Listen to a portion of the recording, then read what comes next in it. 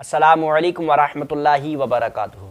मुसलमान क़ुरबानी क्यों करते हैं? बकरा ईद में जानवरों को ज़िबाह करते हैं। इस्लाम में ये क़ुरबानी का सिलसिला कब से शुरू हुआ, आखिर क्या है वजह, क्या राज है इस क़ुरबानी के पीछे? तो चलिए आज की इस वीडियो में मैं आपको यही बताता हूँ। पैगंबर मोहम्मद सल्लल्लाहु ताला अलैहि वसल्लम से सदियों साल पहले एक ज़माना था इब्राहीम खलीलुल्लाह का। हज़रत इब्राहीम खलीलुल्लाह ये कौन हैं? ये हज़रत इब्राहीम खलीलुल्लाह अल्लाह के प्यारे नबी थे और इब्राहीम खलीलुल्लाह के बेटे हुए हज़रत इस्माइल ज़बीउल्लाह, जिनसे पैदा हैं हमारे प्यारे रसूलुल्लाह। तो अब हज़रत इब्राहीम खलीलुल्लाह को 80 साल की उम्र में एक बेटा पैदा हुआ, हज़रत इस्माइल ज़बीउल्लाह। तो हर बाप अपने बेटे से बेतहा मोहब्बत करता, अपनी औलाद को प्यार व मोहब्बत लाड प्यार से रखता है। हज़रत इब्राहीम अलैहिस्सलाम अपने बेटे इस्माइल ज़बीउल्लाह को बड़ा प्यार करते, बड़ी मोहब्बत और लाड प्यार से उनको पालते। फ़रिश्तों ने अल्लाह ताला से अर्ज़ की, या अल्लाह, जब से तूने अपने खलील को बेटा अता किया है, हम देख रहे हैं कि ये अपने बेटे की मोहब्बत में, लाडो प्यार में मशगूल रहते हैं और तेरी इबादत से ज़्यादा रग़बत नहीं रही। तो अल्लाह ताला ने फ़रिश्तों से फरमाया कि ए फ़रिश्तों, तुम नहीं जानते मेरे खलील को, मेरे खलील के दिल में कितनी मोहब्बत है, कितना ज़्यादा मुझे चाहता है, ये तुम नहीं जानते। देखना चाहते हो तो देखो। अल्लाह ताला ने बशारत दी। हज़रत इब्राहीम खलीलुल्लाह ने ख्वाब देखा कि अल्लाह ताला फरमाता है कि ए इब्राहीम, तुम्हें दुनिया के अंदर जो सबसे ज़्यादा अजीज़ हो, सबसे ज़्यादा पसंद हो, वो चीज़ मेरी राह में कुर्बान कर दो। हज़रत इब्राहीम खलीलुल्लाह सुबह बेदार हुए, आपने 100 ऊँट अल्लाह की राह में कुर्बान कर दिए। अब दूसरी रात आती है, रात में फिर वही ख्वाब, आपने सुबह फिर 100 ऊँट कुर्बान कर दिए। तीसरी रात फिर वही ख्वाब आया। आप समझ गए कि अल्लाह ताला मेरे बेटे की कुर्बानी चाहता है, क्योंकि दुनिया में सबसे ज़्यादा अजीज़, सबसे ज़्यादा पसंद मुझे मेरा बेटा है, सबसे ज़्यादा मोहब्बत मैं अपने बेटे से करता हूँ। और अल्लाह ने फरमाया है कि तुम्हें जो सबसे ज़्यादा पसंद हो, दुनिया में जो सबसे ज़्यादा अच्छी हो, वो चीज़ मेरी राह में कुर्बान कर दो, यानी कि बेटा ही मेरी सबसे प्यारी दौलत है। तो हज़रत इब्राहीम खलीलुल्लाह को यकीन हो गया कि अल्लाह मेरे बेटे की कुर्बानी चाहता है। सुबह हुई। अब सुबह होते ही आपने एक थैले में छुरी रख ली और रस्सी रख ली और बीवी से ये फरमाया कि बीबी, ए मेरी शरीक हयात, बेटे को तैयार कर देना, नहला धोला कर, खुशबू लगा कर, मैं अपने दोस्त के यहाँ ले जा रहा हूँ दावत में। तो बीवी ने नहला धुला कर, खुशबू लगा कर तैयार कर दिया। आप उसको बस्ती से बाहर अपने बच्चे को ले गए। अब वहाँ जाने के बाद, मैं इस वाक़ये को बड़ा मुख्तसर कर रहा हूँ और ये बड़ा शॉर्ट कर दिया मैंने, पीछे भी बहुत सी बातें मैंने छोड़ दी हैं, तफसीलन गुफ्तगू नहीं कर रहा हूँ, शॉर्ट करके बता रहा हूँ। तो अब क्या होता है, ये बस्ती से बाहर ले जाते हैं। अब वहाँ ले जाने के बाद हज़रत इब्राहीम खलीलुल्लाह अपने बेटे इस्माइल ज़बीउल्लाह को सारा वाक़या बता देते हैं, ख्वाब की बातें बता देते हैं, जो ऊँट कुर्बान किए थे, ज़िबा किए, उसकी वजह बताते हैं।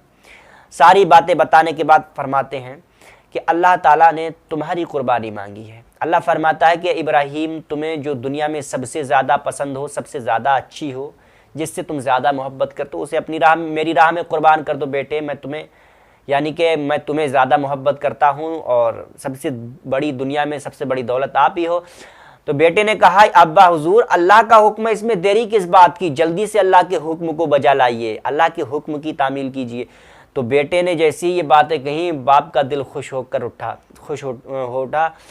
तो बाप ने बेटे को जब वाक़या बताया तो बेटा खुश हो गया, राज़ी हो गया। अब हज़रत इस्माइल ज़बीउल्लाह ने कहा, वालिद साहब, है अब्बा हुजूर, मेरी एक शर्त है, जब आप मुझे ज़िबा करें तो अपनी आंखों में पट्टी बांध लें, कहीं ऐसा ना हो कि बेटे की मोहब्बत में छुरी रुक जाए। तो हज़रत इब्राहीम खलीलुल्लाह ने ऐसा ही किया।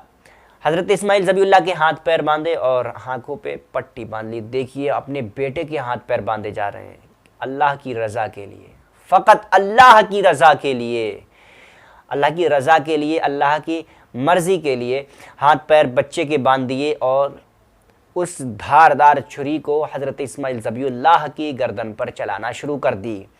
अब छुरी चलाई लेकिन गला नहीं कटा। आपने पट्टी खोली, छुरी को फिर धार किया पत्थर पर रगड़कर और दोबारा छुरी चलाई, नहीं कटी। तो आपने उस छुरी को पत्थर पर मारा, पत्थर के 2 टुकड़े हो गए। تو اس چھری کو دوبارہ اٹھایا، پھر تیسرا کر کے اٹھایا، پھر اٹھا کر کے کہا کہ اے چھری، تو نے پتھر کے 2 ٹکڑے کر دیے، اس نازک سے گلے کو نہیں کاٹ پا رہی ہے، لیکن اللہ کی مرضی سے اس چھری میں آواز اللہ نے دی اور اس چھری کہنے لگی اے ابراہیم خلیل اللہ، اے اللہ کی خلیل، تم ایک بار کوشش کرتے ہو کاٹنے کی، اللہ کی طرف سے 70 بار یہ صدا آتی ہے، اے چھری خبردار خبردار، اگر اسماعیل ذبیح اللہ کی گردن تو کٹنے کی بات بہت دور کی، ایک روٹھا بھی نہ کٹنے پائے، ایک روحا نہ کٹے، تو بھلا میں کیسے کاٹ سکتی ہوں۔ تو حضرت ابراہیم خلیل اللہ یہ سوچنے لگے کہ ابھی تو اللہ کی طرف سے کوئی خبر نہیں آئی ہے، میں قربانی کر کے رہوں گا۔ تو حضرت اسماعیل ذبیح اللہ کو لٹالا اور آپ نے پٹی باندھی اور چھری چلانا شروع کر دی۔ اللہ تعالیٰ نے فرشتے کے سردار حضرت جبریل امین کو حکم دیا کہ میرا خلیل ضد پر ہے اور قربانی کر کے مانے گا، جاؤ جنت سے ایک دمبا لے جاؤ، اسماعیل ذبیح اللہ کی جگہ پر دمبے کو لٹا دینا اور اسماعیل کی جگہ دمبا ذبح ہو جائے گا۔ حضرت جبریل امین جنت سے ایک دمبا لے گئے اور حضرت اسماعیل ذبیح اللہ کو ہٹا دیا، وہاں پر اسماعیل ذبیح اللہ کی جگہ دمبے کو رکھ دیا۔ حضرت ابراہیم خلیل اللہ نے جیسی چھری چلائی، قربانی ہو گئی۔ یہ خوشی انہوں نے پٹی ہٹائی کہ اللہ نے قربانی قبول فرما لی۔ جیسی پٹی ہٹائی دیکھا بیٹی کی قربانی نہیں ہوئی بلکہ دمبا ذبح ہو گیا ہے۔ یہ دیکھ کر کے بیٹا اور باپ دونوں رونے لگے کہ شاید اللہ نے ہماری قربانی منظور نہیں فرمائی، جس کی وجہ سے یہ دمبا ذبح ہوا ہے، بیٹے کی قربانی کیوں قبول نہیں فرمائی۔ بیٹا رو کر کے ابا جان سے کہتا کہ ابا جان میری کیا خطا ہو گئی جو اللہ نے میری قربانی پسند نہیں کی۔ ان دونوں کا رونا دیکھ کر اللہ کے پیارے نبی حضرت ابراہیم خلیل اللہ اور حضرت اسماعیل ذبیح اللہ دونوں رو رہے۔ یہ دیکھ کر اللہ تعالیٰ نے فرمایا کہ اے میرے خلیل، اے میرے ذبیح اللہ، میں نے آپ کی قربانی کو قبول فرما لیا ہے اور اس بنا پر میں نے دمبے کو ذبح کروا دیا۔ تو دونوں خوش ہو گئے جب اللہ نے یہ خوشخبری دی کہ میں نے قبول فرما لی ہے قربانی، اور یہ ہماری ہی مرضی تھی کہ دمبا ذبح ہو۔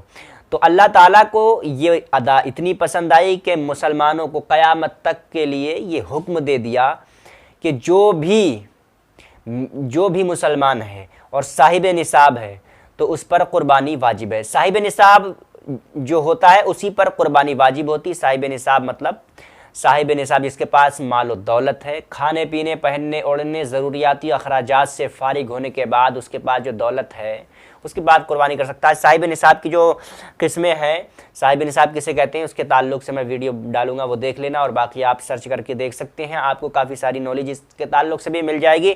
بہرحال آپ کو پتہ چل چکا ہوگا کہ اسلام میں قربانی کا سلسلہ کب سے شروع ہوا۔ حضرت ابراہیم خلیل اللہ سے شروع ہوا ہے، اور حضرت ابراہیم خلیل اللہ کی یہ سنت ہے، اور وجہ قربانی کی صرف یہی رہی تھی جس کی وجہ سے آج بھی مسلمان جانوروں کو ذبح کرتے ہیں۔